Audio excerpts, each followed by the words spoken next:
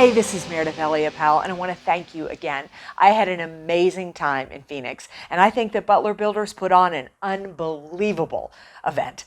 Butler Builders United, it was great to be back together again after 2 years. And I was really excited to be presenting my keynote, Sales Redefined. Dominate, differentiate, deliver. And I know I never use slides, so I always like to do a wrap-up video so that you have the notes. And if you remember at the beginning of my presentation, I talked about the fact that I want you to use these strategies for attracting talent as well as attracting customers. Because believe me, attracting talent today, it is a sales game. You've got to be proactive to attract the talent you want, just like you've got to be proactive to attract the customers that you want. All right, drum roll, please. Let's dive in to those strategies. Number one, you got to dominate the marketplace. One reason that sales is so frustrating today is because the sales game, the sales strategy, your customers, they are starting the game without you. Right now, they are online Googling for information. Tonight, they're going to talk to their friends and their family members about who they're working with.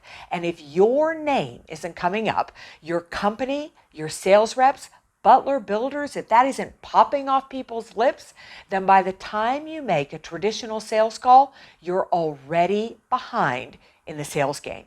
You need to get into this game at kickoff. And you need to realize if you want the door to open, people need to have heard of you and about you. So you need to begin by creating buzz in the marketplace.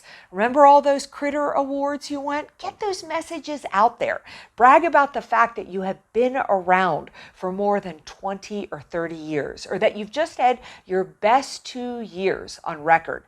Get that message out there. Make sure that when people hear about builders in the marketplace, your name is coming up. And then second, I want you to sell from a place of power rather than a place of need.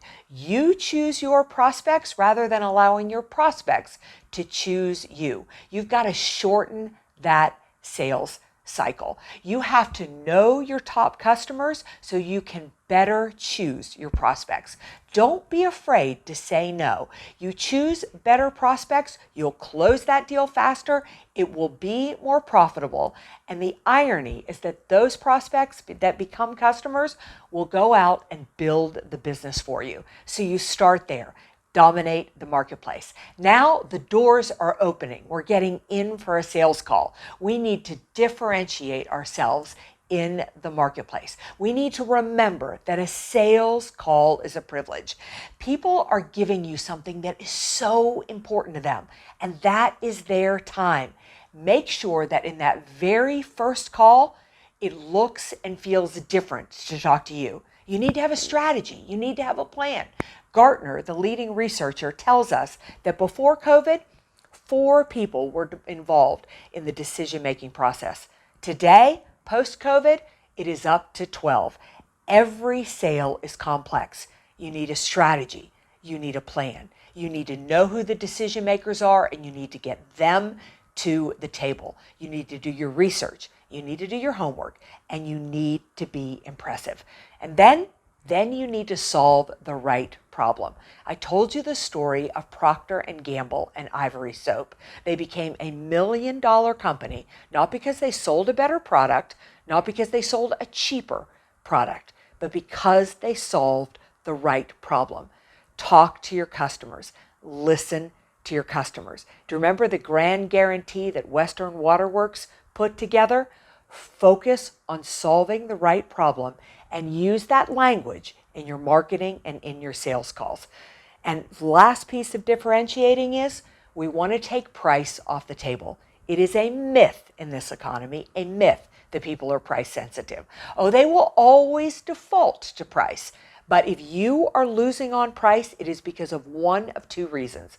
Number one, you're focused on the wrong target. Choose better prospects. You will close deals faster.